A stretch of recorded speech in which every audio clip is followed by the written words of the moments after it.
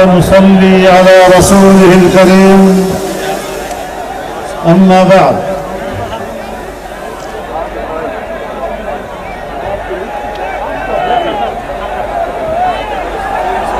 زعماء قوم، برادران ملت، میرے بزرگوں، دوستوں، بھائیوں اور بہنوں، بڑے مختصر نوٹس پہ آپ کا آج اسلام آباد میں شاہراہ دستور پر یہ تاریخی اجتماع اس بات کا اعلان کرتا ہے کہ فیصلہ اس سامنے والی بلڈنگ کے اندر کچھ لوگ نہیں کریں گے، اب فیصلہ پاکستان کے عوام کریں گے۔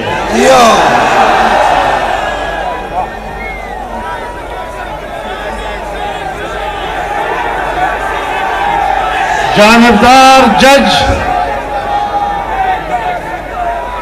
اپنی عدالتی حیثیت کو مجروح کر چکا ہے، اس لیے عوام کی عدالت اسلام آباد میں براہ راست براجما ہے، اور عوام کی عدالت نے فیصلہ دے دیا ہے کہ سپریم کورٹ کے چیف جسٹس اور اس کا ایک مختصر ٹولہ وہ پاکستان کی عدالت کی توہین کر رہا ہے۔ میرے محترم دوستو، ہم عدالت کی قدر و منزلت بحال کرنا چاہتے ہیں، ہم پاکستان کی عدلیہ کے وقار کو بحال کرنا چاہتے ہیں، اور عدلیہ اتنی محترم ہے اور اس کا مقام اتنا بلند ہے، اتنا باوقار ہے کہ اگر اس کے وقار کے لیے اس بلڈنگ کے اندر دو چند جج کر دیا جائے تو کوئی فرق نہیں پڑے گا۔ واہ واہ واہ، زبردست۔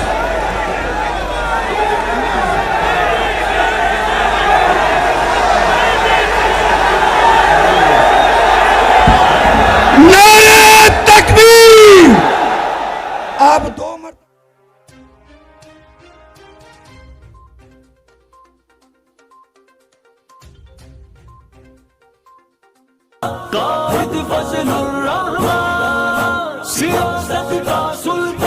دوستو، اسلام میں عدل و انصاف کا اپنا ایک معیار ہے۔ جناب رسول اللہ صلی اللہ علیہ وسلم کا ارشاد ہے کہ اگر تم میں سے کسی کو لوگوں کے اندر انصاف کی ذمہ داری دی جائے تو پھر آپ نے سامنے کھڑے ہوئے ہر فریق کو ایک طرح سے توجہ بھی دینی ہے، ایک طرح سے اشارہ بھی کرنا ہے، اور برابری کی بنیاد پر ان کے سامنے بیٹھنا بھی ہے۔ کسی قیمت پر اس کے لیے جائز نہیں۔ تمام فقہا اس پر متفق ہیں کہ وہ نہ کسی ایک فریق کے ساتھ سرگوشی کر سکتا ہے، نہ کسی ایک کو خاص اشارہ دے سکتا ہے، اور نہ کسی کو منہ میں دلیل دے سکتا ہے۔ یہاں تو پڑھایا جاتا ہے، آپ نے اس طرح بولنا ہے، آپ نے کیس فلاں کے سامنے لگانا ہے، اس نے فلاں فیصلہ دینا ہے، فلاں کے سامنے فلاں ضمانت ہونی ہے۔ جہاں عدالتوں کے فیصلے پہلے سے انجینئرڈ ہوں، پہلے سے تیار ہوں، عدالت نے اس لیے فیصلہ دینا ہے کہ حمزہ شہباز کی حکومت ختم کی جائے، دلیل دستور پاکستان۔ لیکن پرویز الہی کی حکومت قائم کی جاتی ہے، نتیجہ کیا؟ کہ اس صوبے کی حکومت کو اور اسمبلی کو توڑا جا رہا ہے. اور اگر پنجاب اسمبلی کو توڑنے کا وزیر اعلیٰ نہ آتا, خیبر پختونخوا کی اسمبلی کو نہ توڑا جا سکتا. آج جو ملک میں بحران ہے, نتیجے کے لحاظ سے آپ دیکھیں کہ فیصلہ پہلے دن سے انجینئر تھا یا نہیں تھا. کیا سیاست کر رہے ہیں آپ لوگ؟ عمر الطاف اندیال صاحب, ہم آپ کو جانتے ہیں,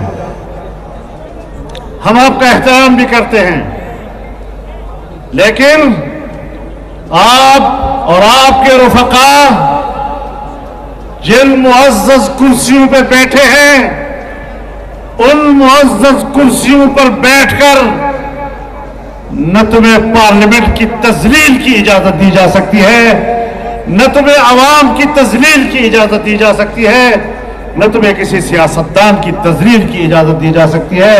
اگر آپ ہماری تذلیل کریں گے تو پھر تمہارے ہتھوڑے سے ہمارا ہتھوڑا. نعرہ تکبیر! لبیک لبیک لبیک لبیک!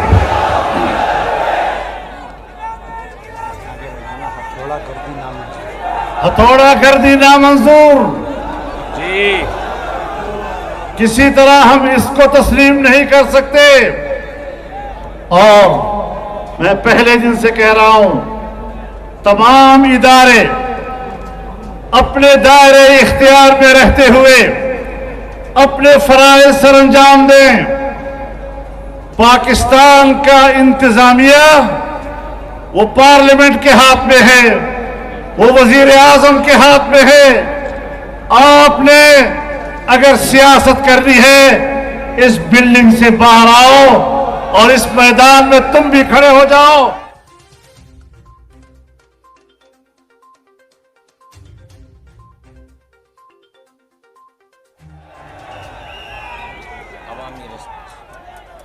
عوام کا رد عمل ہے.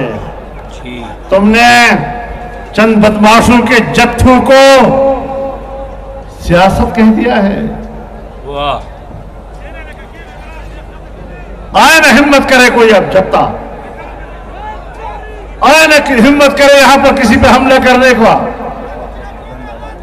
ہم آج کہنا چاہتے ہیں, کدھر ہے وہ جتھا, کدھر ہے تحریک انصاف کا وہ مجاہد, کدھر ہے تحریک انصاف کا وہ دہشت گرد.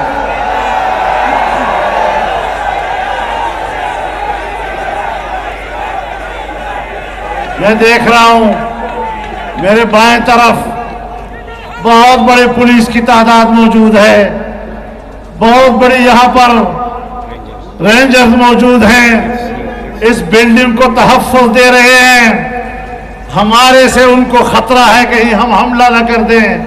میں آپ سے کہنا چاہتا ہوں, ساری پولیس ہٹ جائے, سارے رینجر ہٹ جائیں, ہم اس بلڈنگ کی حفاظت کریں گے. کسی کو کوئی مائی کا لال اس بلڈنگ کی طرف ٹیڑھی آنکھ سے بھی نہیں دے سکے گا. لیکن اس عمارت کے تقدس اور اس عمارت کے عزت و وقار پر سودا نہیں کیا جا سکتا. اور ایک جج بھی اس عمارت کی تقدیس کو پامال کرتا ہے تو ہمارا نوجوان اس عمارت کی تقدیس کے لیے میدان میں نکلے گا. زبردست, زندہ باد انشاءاللہ. میرے محترم دوستو, آج اختلاف ہم نے بھی کیا ہے. جب ہم نے مشاہدہ کیا, ایسا مشاہدہ جس طرح نصف النہار میں چمکتے سورج کا کیا جاتا ہے, یا جس طرح اس وقت رات کے اندھیرے میں اندھیرے کا مشاہدہ کیا جاتا ہے, ہم نے اس طرح مشاہدہ کیا کہ 2018 کے الیکشن میں دھاندلی ہوئی, ننگی دھاندلی ہوئی. ہم میدان میں نکلے, پھر ہم نے نہ یہ دیکھا کہ جرنیل ناراض ہوتا ہے, نہ خفا ہوتا ہے, راضی ہوتا ہے. اور ہم نے جج صاحبان, سپریم کورٹ کے جج صاحبان, इसी जगह पर एहतजाज किया था, इसी जगह पे हमने कहा था कि धांधली हुई है, पार्लियामेंट गलत मुंतखब हुई है। उस वक्त तो आपको सो मोटो करने का कोई एहसास नहीं हुआ। Shem Shem Shem.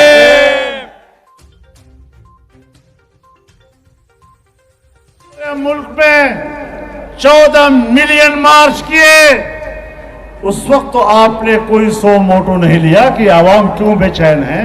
शेम।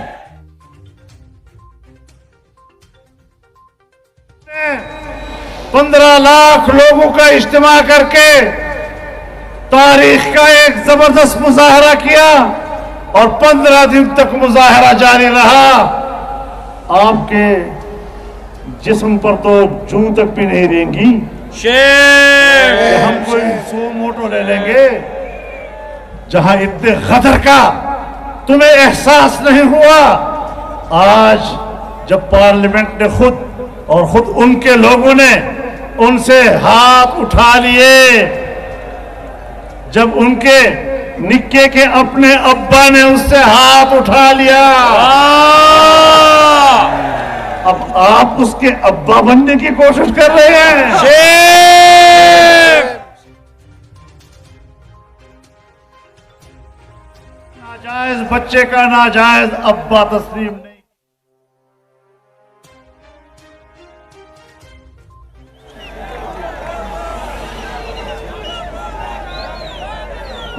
हमने हमारी तारीख पढ़ लें, 200 साल की तारीख पढ़ लें, 300 साल शरीफ की तारीख पढ़ लें, हमने हमेशा गुलामी की जंजीरें तोड़ी है और हम आज भी गुलामी की जंजीर को तोड़ना चाहते हैं।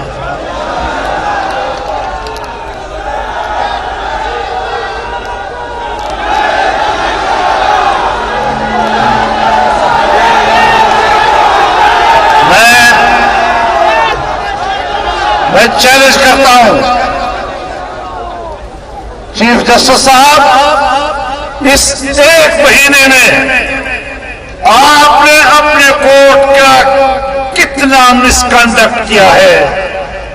आपने खिलाफ कानून कितनी कारकर्दगी की है। और तुम आपस में बैठकर सोचते हो कि वजीर आजम के खिलाफ हम नाअहली का फैसला देंगे। वजीर आजम ने हमेशा अदलिया का एहतराम किया है, उसने आईन और कानून की पासदारी की है। उसके खिलाफ खुद आईन की खिलाफ वर्जी करने वाला जज सोच रहा है। मैं बताना चाहता हूं कि अगर तुमने हुकूमत पर इस तरह नाजायज हाथ डालने की कोशिश की तो हम अवाम के मुंतखब पार्लियामेंट, कौमी असेंबली और उसके वजीर आजम का तहफ़्फ़ुज़ करेंगे। फिर आपको परेशानी होगी, तुम्हें अपने तहफ़्फ़ुज़ की जगह नहीं मिलेगी। नारे तकबीर! लब्बैक, लब्बैक! लब्बैक, लब्बैक!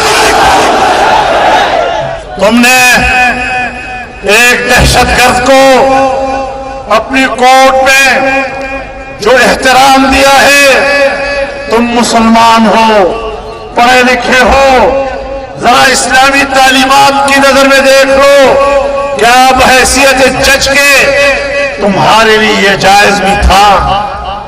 और क्या इस तरह करके तुम अपने अमल से अपने आप को अज़रूर शरीयत नाअहल नहीं करार दे चुके हो? 60 अरब के करप्शन का मुजरिम, आप उसको जब उसके खिलाफ रिमांड लिया जा चुका है, क्या किसी अदालत की तारीख में एक मुलजिम के रिमांड लिए जाने पर उसको कभी जमानत मिली है आज तक? क्या अनहोनियां हम देख रहे हैं। आज कहता है अदालत बिल्कुल ठीक है, नानी की मां है, नानी का घर बना हुआ है, जुर्म करो अदालत में जाओ तहफ़्फ़ुज़ मिलता है। ڈاکہ ڈالو، عدالت میں جاؤ، تحفظ ملتا ہے عمران خان کو، اس کے پارٹی کے مجرموں کو، ان کے دہشت گردوں کو، اور پھر کہتا ہے میری جنگ تو صرف آرمی چیف کے خلاف ہے۔ کس بات سے؟ آپ کی جنگ بھی آرمی چیف کے خلاف ہے۔ امریکی کانگریس کے اندر ایک یہودی جو فرینڈز آف اسرائیل کمیٹی کا سربراہ ہے اور جو نیوکون کا رکن ہے، وہ بھی آرمی چیف کے خلاف ہے۔ سی آئی اے کا ریٹائرڈ ایک افغان نژاد امریکی ایجنٹ، وہ بھی آرمی چیف کے خلاف ہے۔ عمران خان بھی آرمی چیف کے خلاف ہے۔ تکلیف کیا ہے امریکہ کو؟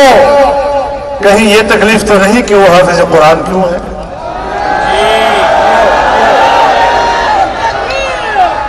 بڑی تکلیف ہو رہی ہے تمہیں؟ عمران خان تو اس نے کیا کہا ہے؟ اپنی سینیرٹی کی بنیاد پر اس سے لیے غلطی کرے گا تو ہم بھی غلطی کہیں گے اس کو، لیکن بلا وجہ فوج کو نشانہ بنا لینا، جے ایس کیو پہ حملہ کرنا، کور کمانڈر کے گھر پہ حملہ کرنا، پشاور میں کور کمانڈر کے گھر پہ حملہ کرنا، قلعہ بالا حصار پہ حملہ کرنا، فیصل آباد پہ حملہ کرنا،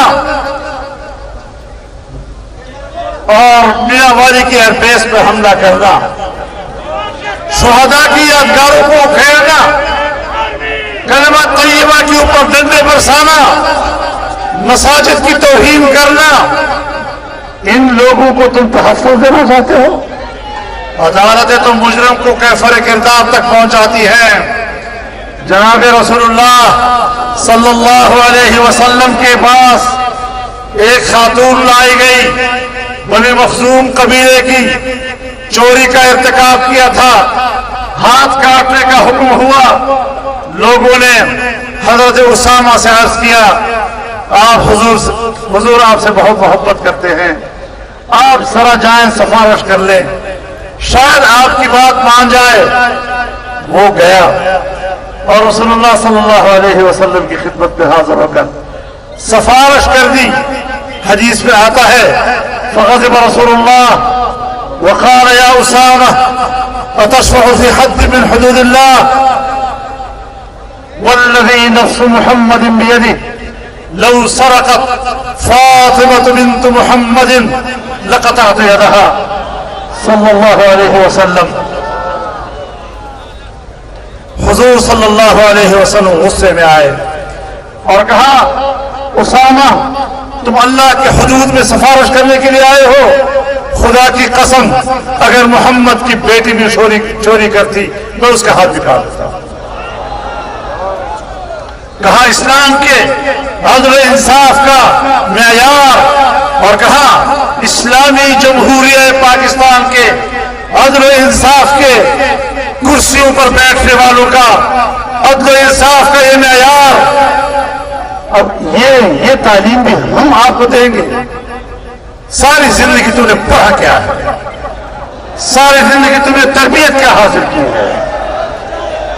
ہر ناجائز بات کو تم یہ کہو کہ دستور کے مطابق ہے؟ کیا دستور کو ہم نہیں جانتے؟ جس دستور کی تشریح تم کرتے ہو، جس دستور کی بنیاد پر فیصلے تم دیتے ہو، وہ دستور تو ہم نے بنا کر آپ کے پاس بھیجا ہے۔ جس قانون کی بنیاد پر فیصلے تم دیتے ہو، وہ قانون تو ہمارے ہاں سے بن کر آپ کے پاس آتا ہے۔ آپ جانتے ہیں اور ہم نہیں جانتے۔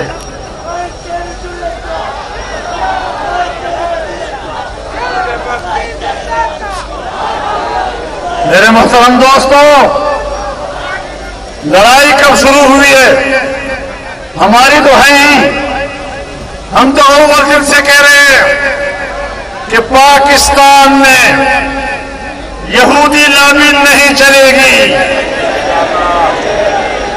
اسرائیل کو تسلیم کرنے کی سازش نہیں چلے گی، قادیانیوں کو دوبارہ مسلمان بنانے کی سازش نہیں چلے گی. آئین کی اسلامی حیثیت کا تحفظ کیا جائے گا. لیکن جب ہمارا آج کا آرمی چیف ISI کا چیف تھا، عمران خان کے ساتھ ایران گیا، وہاں عمران خان کی پارٹی نے بیٹھ کر ان کی موجودگی میں کہا کہ ایک مسئلے پر سعودی عرب کے خلاف بیان کیوں نہ دیا جائے. اس کا یہ جرم تھا کہ اس نے آپ سے کہا نہیں، یہ پاکستان کے مفاد کے خلاف ہے، ایسا مت کرو. جب آپ کشمیر کو بیچنا چاہتے تھے اور یہ رکاوٹ بنے تو آپ نے 10 ماہ کے بعد اس کو برطرف کیا اور اگلے مہینے آپ ٹرمپ کی دفتر میں پہنچے یا نہیں پہنچے. کشمیر فروش. اور پھر آپ نے امریکہ کی وساطت سے مودی کے ساتھ گٹھ جوڑ کیا اور ہندوستان کی آئین کے آرٹیکل 370 کا خاتمہ کر کے کشمیر کو ہندوستان میں ضم کرانے کا موقع فراہم کیا. کشمیر فروش مرد آباد. کشمیر فروش، کشمیر فروش جو امریکہ کا شعار ہے، جو یہودیوں کا شعار ہے. بات بنیادی یہ ہے کہ جھگڑے کس بنیاد پر ہو رہے ہیں. میں آپ کو اس کے بنیادی واقعات سے آگاہ کرنا چاہتا ہوں. اخباروں میں تو خبریں چھپ گئی کہ بشرا بی بی کے کرپشن کی رپورٹس ISI نے ان کے سامنے رکھی تو وہ ناراض ہو گیا. بات یہ نہیں ہے، بات یہ کہ ٹرمپ کے دفتر تک جانا تھا، مودی کے ساتھ گٹھ جوڑ کرنا تھا، اسرائیل کو تسلیم کرنے کا عہد کرنا تھا، کشمیر کو بیچنے کا عہد کرنا تھا، قادیانیوں کے لیے مشکل دور کرنی تھی پاکستان میں. اس پر جھگڑا ہوا ہے. اگر میرا کوئی جرنیل اس حوالے سے پاکستان کے نظریے کا تحفظ کرتا ہے، پاکستان کی خارجہ پالیسی کا تحفظ کرتا ہے، اس کے صحیح سمت کا تحفظ کرتا ہے، ہم پہلے بھی ایسی فوج کے شانہ بشانہ کھڑے ہونے کو تیار تھے اور آج بھی کھڑے ہونے کو تیار ہیں. ہم اصول کا ساتھ دینا چاہتے ہیں. ہم نے اس وقت بھی باجوہ صاحب سے کہا تھا، باجوہ صاحب جس راستے پہ آپ جا رہے ہیں یہ راستہ صحیح سمت کا نہیں ہے. پاکستان پر کوئی مشکل آئی تو پھر یہ یوتھیے تتلیے یہ آپ کے ساتھ کھڑے نہیں ہوں گے، پھر ہمارے یہ خاکسار آپ کے شانہ بشانہ ہوں گے. پاک فوج زندہ باد. پاک فوج، پاک فوج، پاکستان لبیک لبیک. میرے محترم دوستو، اسے کہتے ہیں اصول کی سیاست. اصول کی بنیاد پر اختلاف کرنا، اصول کی بنیاد پر حمایت کرنا.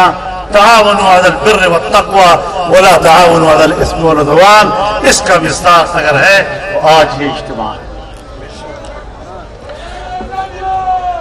میرے محترم دوستو، جہاں حق بات کہنے کی جگہ آئے گی، جرنیل ہوگا اس کے سامنے بھی بولیں گے، جج ہوگا اس کے سامنے بھی بولیں گے،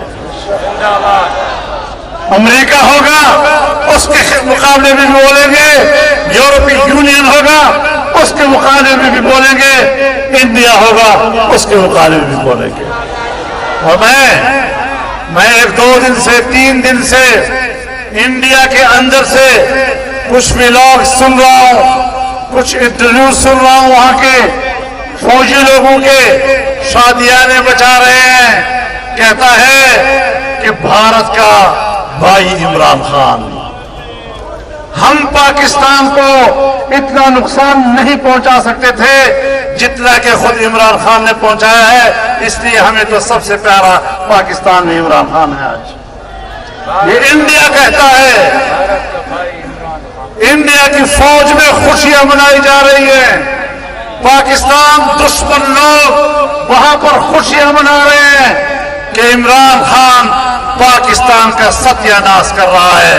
اور اس لیے فوج کو نشانے پہ رکھا جا رہا ہے کہ پاکستان کو جوڑنے کی آخری طاقت، پاکستان کو متحد رکھنے کی آخری طاقت وہ فوج ہے، اور جب فوج کمزور ہوگی تو پاکستان ٹوٹے گا اور پاکستان کو توڑنے والی قوت ختم ہو جائے گی۔ عمران خان آج اس ڈیوٹی پہ کام کر رہا ہے۔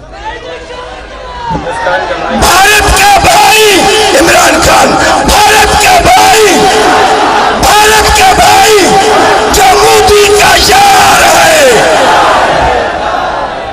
تو میرے محترم دوستو، آج جب آپ آئے تو ہمیں کل پتا تھا کہ آج سوار کی صبح کے لیے ان کے کچھ تیور بدلے ہوئے ہیں، لیکن جب آپ پہنچ گئے اور آپ کی قوت کو دیکھا تو جج صاحب ایک ہفتے کے لیے چلے گئے کیس چھوڑ کے۔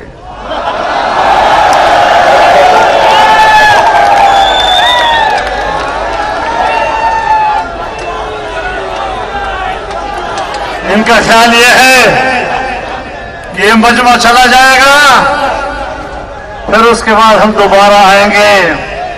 میں بھی ان کو واضح پیغام دینا چاہتا ہوں کہ جس طرح یہ 2 دن کے نوٹس پہ آئے ہیں، آئندہ 1 دن کے نوٹس پہ واپس آئیں گے اور اس سے 2 گنا بڑھ کر آئیں گے۔ جو رہ چکے ہیں وہ ابھی سے تیاری